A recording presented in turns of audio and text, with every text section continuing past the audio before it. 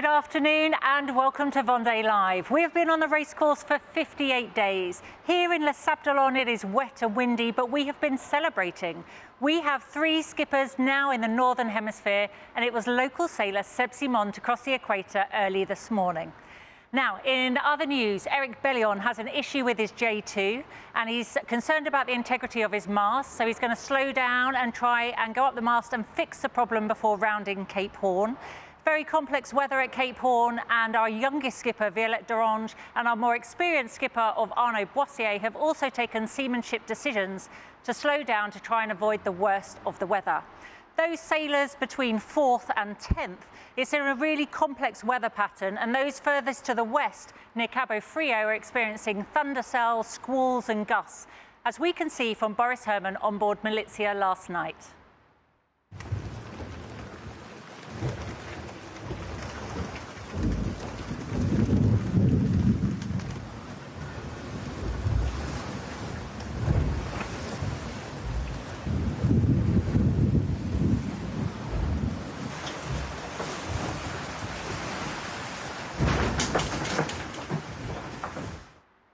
Well, I'm glad to say the weather is not like that in Les Sables d'Olonne. It feels close at times, but that looks pretty horrendous. Today on the show, I am delighted to be joined by Portuguese sailor Mariana Lobato, an Olympian, a world-class match racing champion, an ocean race sailor, so has lots of experience on the IMOCA. Mariana, welcome. How are you? Hello, Dee. All good here. Thank you for the invitation. It's a pleasure to be here. Well, I know you're very busy training when you're not sailing and also juggling a very hectic life as a mum of 3. So thank you for finding the time. Are we happy that all the children are going to be under control? For now, yes. Excellent stuff. Now, you've sailed with many of these Vendée skippers. You've raced with them and against them. What is it that makes, or who has stood out for you in this race and had an exceptional race? Well, I've been watching them. I've been sailing last few years with Yoann Richomme, Sam Goodchild, Paul on Biotherm, where I managed to get my first big experience on the IMOCA. And yeah, it's funny to watch them when they are alone on the ocean, because yeah, you have some issues and you need to solve the problems, and then but it's super cool to watch them and to learn with their decisions, and yeah, it's amazing. And 58 days in those conditions, you know what it's like to live with 4 other people on an IMOCA. Yes, they have the place to themselves, but it's a pretty uncomfortable place to live. How must they be feeling now after 59 days at sea? Yeah, for sure, you are more comfortable at home. The IMOCA is a bumpy. You cannot rest properly. And sometimes you are trying to sleep and have a siesta, a quick nap, but the boat doesn't allow you. So I can imagine you need to adapt, and when you are alone, can be the first week can be really difficult to adapt to the situations on board when you have different winds and quick sail changes, and yeah, and the weather is not helping you. But I imagine now 2 months after they are adapted, and well, maybe in 1 week they will arrive in Sables d'Olonne. I know, it's been crazy fast. And somebody who's having a really good battle on his hands and is moving up the rankings is Benjamin Dutreux on board Guyot Environment. And we can see on the map, he's currently in 11th position, making really good gains on the group that were slowed down ahead of him. He's opted for the easterly route, following Nico Lumven and Paul Mayat. Benjamin, hello, how are you? Hey, hello, how are you doing? Thank you very much. So Benji, you've really made some good miles. You must be happy. Yeah, sure, but I'm now in condition, so I'm happy with the last week for sure about my position, but Yeah, no, I need to cross the front, and at the moment I'm just after some cloud, and it's I'm just completely stopped, 0 knots. It's been crazy complex weather for the South Atlantic. It's been very difficult on you all, but you seem to be opting for the easterly route. You're not alone. You've broken away from Clarice. It's been a long time you sailed together. Yeah, sure. I took my decision to go into northeast for some conditions. For first, for the security, my IIS system is not working very well, so I prefer to be far away to the shore, and I only have one masthead unit at the moment, so I prefer to go out of the tender tech, and I think less tricky condition here than near to the shore. So I prefer to go in the northeast, and yeah, I think this position is a little bit different, probably less risky.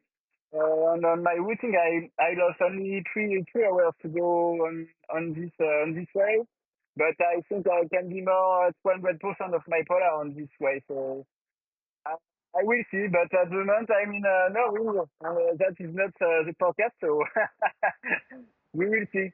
Well, our fingers are crossed for you, Benjamin. I have Mariana Lobato with us on the show. She's got some questions for you. Hello, how are you? My Hello, question, I'm good, thank you. my first question is, have you been able now to dry some clothes? Yeah, I hope so. I hope so. You can see here. It's a time to clean the boat, to check to check the boat, and I hope all will be ready to continue to go fast. And I don't know if I can reduce more the distance between the boat in front of me, but I will see that. Cool. And another question is regarding the team configuration. You have been sailing on the Ocean Race or Transat Jacques Vabre. What can you bring from knowledge or learnings from you to as a solo configuration?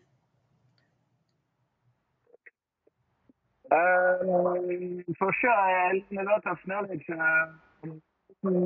sail with some different people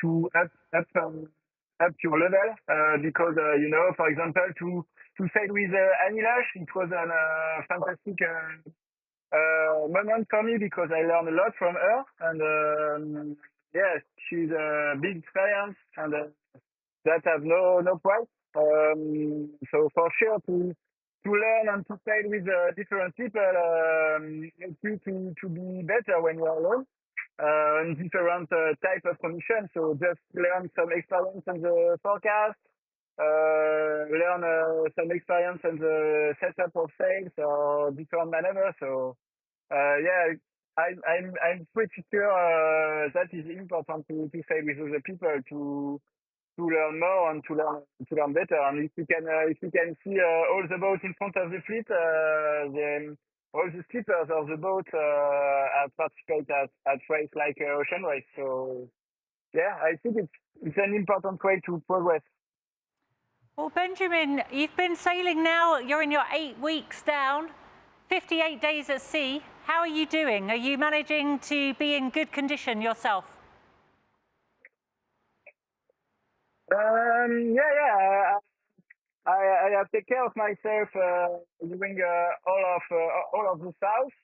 So I was pretty sure of my condition before to arrive to the Cape Horn. So I push a lot from 1 week before the Cape Horn to now. So sure, no, I'm a little bit more tired, and it's hard to sleep because the weather is not easy and the wind is so shifty. But I'm happy to push myself a lot at this moment because I think for the race it was good. But now I need to charge a bit the battery, and to take some sleep. But I hope I will do that during the I don't know the name in English, the Alibo, because the wind will be probably more stable and after I need to have some energy for the finish. That's right, that's the trade winds when you're going to get your rest. But all these transitions give you opportunity to attack. Are you ready to close the gap on the people in front? Yeah, I'm always ready to close the gap with the people in front for sure. I think now the people in front will go before us, so the gap will be probably bigger. But the next step will be probably the high pressure of les Açores of Azores. So I think that I want to be a predator and to be ready to attack for this moment. Well, Benjamin, thank you for your time and joining us on the show today. We wish you lots of rest, lots of good boat speed, keep attacking, sail safe and sail fast. Thank you very much. Bye. See you. He was in really good spirits there, Mariana. What do you think? Yeah, it's impressive to see these guys. 80% of the race is done, but you still have the last stretch, and you need to keep managing all the risks and yourself as well. They are tired, and they cannot forget themselves. Otherwise, they will have. Of course, they experience highs and lows, but for now, it's good if they can experience more highs than lows. Yeah, those final miles are super tough. Now, somebody that you've also raced with, Mariana, as you mentioned, is Yoann Richomme. And I had the chance to speak to him this morning just to see how he was doing and see if he's happy with himself. We can see his position there in second place in the Northern Hemisphere on his way home, chasing hard for Charlie Dallin. And I wanted to see if he was happy with his boat and himself. Yeah, definitely 100%. I'm getting enough sleep, I think, and the boat is at 100%. So, yeah, ready for the final stretch. And is there going to be an opportunity to attack? To attack, I'm not sure. Maybe the last little bit in the Bay of Biscay, but I'm not sure. For the rest, it's pretty straightforward. So, it's I don't see any options really. I kind of hope the best as I can hope that maybe the high pressure will slow him down a bit more, and then I can catch up a bit. But I can't be sure of that. Is it more of a psychological battle than a speed battle now for you and Charlie? Well, I don't have the pressure at least because I can't do much worse than being second. He's probably feeling it a bit more, like I was feeling it when I was first. Your race has been exceptional. Has it lived up to your expectations? But it is true that it was my first time around the world. It has lived up to expectations. I think it's been an easier around the world, especially Southern Ocean, than I expected. I think we were very well prepared. I'm really happy about that. Everything, I had all the spares I needed, all the food, all the clothes. And the boat's working beautifully, and I think that's just a testament of how good of a job the entire team did around the boat. And yeah, we were really on top of that game, and it's a pleasure to be able to say that now. Well, I kind of thought that compared to our normal upbeat yo-yo, he was quite down today. Now, Mariana, you've sailed with this guy. You know what he's like to sail with. How would you rate it? And do you think he's feeling the pressure now? Well, we sailed the Ocean Race Europe 2021. It was not an easy one. We won in the end, but we had quite highs and lows on board and as a team. And I really enjoyed to sail with Yo-Yo, but he was always super positive. But yeah, today he seemed a bit disappointed, or I don't know.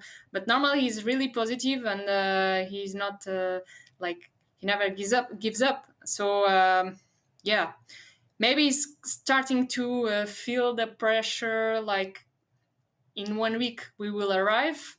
I'm gonna be able to have an opportunity or not. But of course, you have always opportunities. You just need to wait for it the right moments. I hope he stays positive and it's just a little low, and tomorrow he'll be on a high mode. Yeah, I agree. I mean, it was quite unusual, but as you say, the runway's getting shorter, so the pressure is on. Somebody at the other end of the fleet is Oliver Heer on board Goodchild, and he's been suffering at the south of a low pressure, jam-packed against the ice exclusion zone. And this was his comments when he was telling me, his little video when he's telling us what the weather's been like. The last couple of days were, sorry to put it that way, but absolutely shit. They were by far the worst days I had in the Vendée Globe from a mental perspective. I was stuck in a wind hole that was initially forecasted to last for about 2 days, and it ended up being 5, almost 6 days. Yeah, with the forecast not being accurate, I never knew when I was able to get out. And the boats behind me caught up with me. They're only about 250 miles behind me, and more importantly, the boats ahead of me. A couple of days ago, they were 500-600 miles ahead. Now they're 1,700 miles ahead, meaning a completely different universe in terms of sailing. So they're well and truly gone, and that's a very, should I say, hard pill to swallow.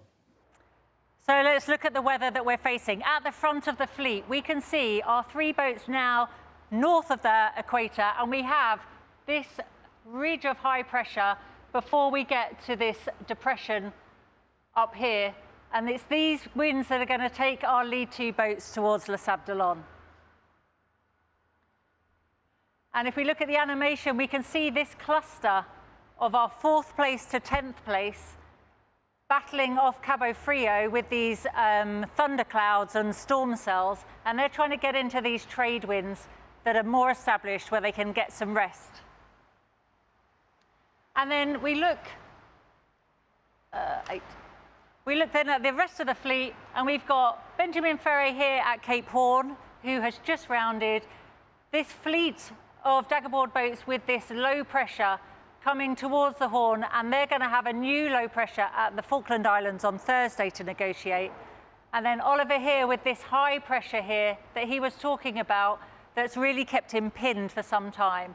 And then we've got at the back here, Denny van Wijnberg coming in easy conditions. Now, in this group approaching with this low pressure towards Cape Horn is Conrad Coleman.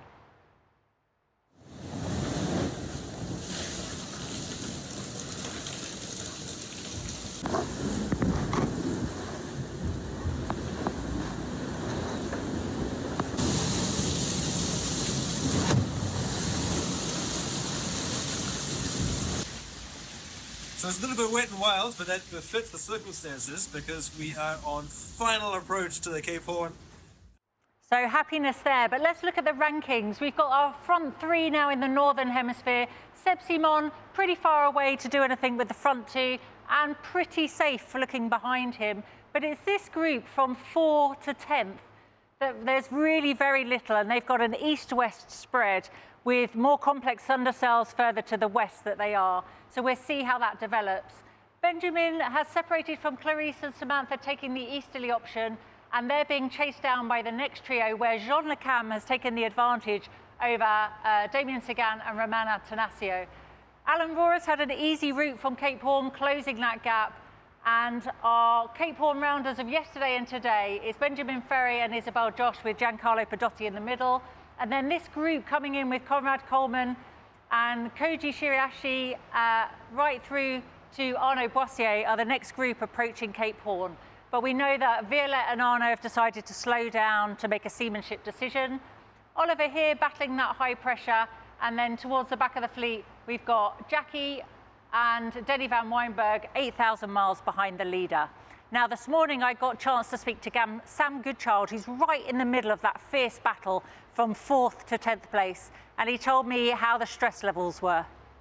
It's quite intense, but to be honest, I'm not getting too carried away by it just yet. There's quite a lot of racing still to go. There's just under 5,000 miles to go, and there's so much that could happen. We've seen a few technical issues on a few boats already, causing problems, and I'm hoping I can stay out of those really. And the South Atlantic's been super complex for you guys. You're talking now of lightning and thunder. Do you think you're through the worst of it after today? After today, yeah, I think today's the last touchy day, and if all goes to plan, then tomorrow we should be in the trade wind. But yeah, the Atlantic South has been complicated between smashing up wind, trying to go through a low pressure system, and now trying to get through this stormy system. It's not been very kind to us, but I guess that's part of the game, isn't it? And what about you? Are you in good shape? Are you managing to eat and sleep and look after yourself? It's ups and downs. Eating, I'm fine. I've got no problem with eating. That's something I'm quite good at. And sleeping, it depends. When you're being chased by a cloud like this, no, I haven't slept really. But yesterday, I sort of knew this was coming, so I managed to bank a bit of sleep early. We noticed with the shaving of your beard, Sam, you look 10 years younger. I hope you haven't lost all your strength. No. I was itching me for a while, and I couldn't handle it anymore, so I had to take it off. And it was just getting a bit itchy. I'm quite happy to say that there weren't that many grey hairs in there. I was worried. So it hasn't given him grey hairs yet with 58 days of sailing, but Sam Goodchild's having quite a remarkable race, isn't he, Mariana? You've sailed with him. Have you been impressed with his performance? Second generation boat, and he's there in the battle. Yeah, for sure, and it's his first Vendée Globe, so it's impressive what he's been able to do, to achieve, and to, yeah, it's amazing how he can keep going and be. He's really consistent, so it's impressive, yeah. And you know, you must have memories of how complex that South Atlantic is and how difficult those storm cells are coming off of Brazil. Yeah, for sure. Yes, and then he has the doldrums still, so a lot to play, and you never know. You can stay there for 2 hours or 2 days or 5 days. You never know. Hopefully, it's going to be quick for them. Well, there's no rest for the wicked, and just when you think you've secured your exit from the Southern Ocean, there's often a very big sting in the tail left just to make you suffer. And that's what's looking like for our daggerboard fleet as they come into Cape Horn. As they round Thursday, there's forecast for a really big depression around the Falkland Islands, and there's nowhere for them to go and hide from it. And somebody who's coming in to round Cape Horn probably tomorrow is Girek Sude, and I was really happy this morning when he chatted to me in English. Yes, of course. I'm very happy to arrive in the Cape Horn like in few hours. I'm going back in the Atlantic, so I'm almost going back on my road when I cross from the south. So I'm very happy about that, and will be the second time for me to cross the Cape Horn. Last time was with my hand Monique in 2018. So I will have a big how you say? I will think about Monique when I will see the Cape Horn, because last time we were too far away to see the Cape Horn. Is the race everything you dreamed about? Yeah, of course. I dream of the Vendée Globe since long time. I'm very happy to be here, and I try to enjoy every second, even on the difficult moments. Because maybe it will be my only Vendée Globe, I don't know. And so I'm very happy to be here. I'm still on the competition, so this is the most important. It's great to find new talent and a new competitor, the Vendée Globe, enjoying it so much. Now, Mariana, you've sailed these boats crewed, you sailed these boats double-handed. Can we ask the question, will we see you solo in the Vendée Globe one day? Who knows? Ooh. Never say never. Never say never. That's a really loaded question. But we will be seeing you back on the IMOCAs, won't we? Yeah, I think so. This year, maybe, yeah. Well, there's a lot of activity, and knowing your reputation of being one strong sailor to have on board, I'm sure you're going to have a great season. Mariana, thank you so much for joining us today and your input. It's been really valuable. Thank you. Cool. Well, we are staying with it, same time, same place. And joining me tomorrow is Antoine Marmot, the president of the IMOCA class. We can ask him all those technical questions. And also journalist Ed Gorman, who's been writing about these sailors for a long time now. Now, if you've ever wondered what it's like to round Cape Horn and you dream of doing it one day, well, I'm giving you the chance to jump on board with Benjamin Ferry as he rounded Cape Horn today.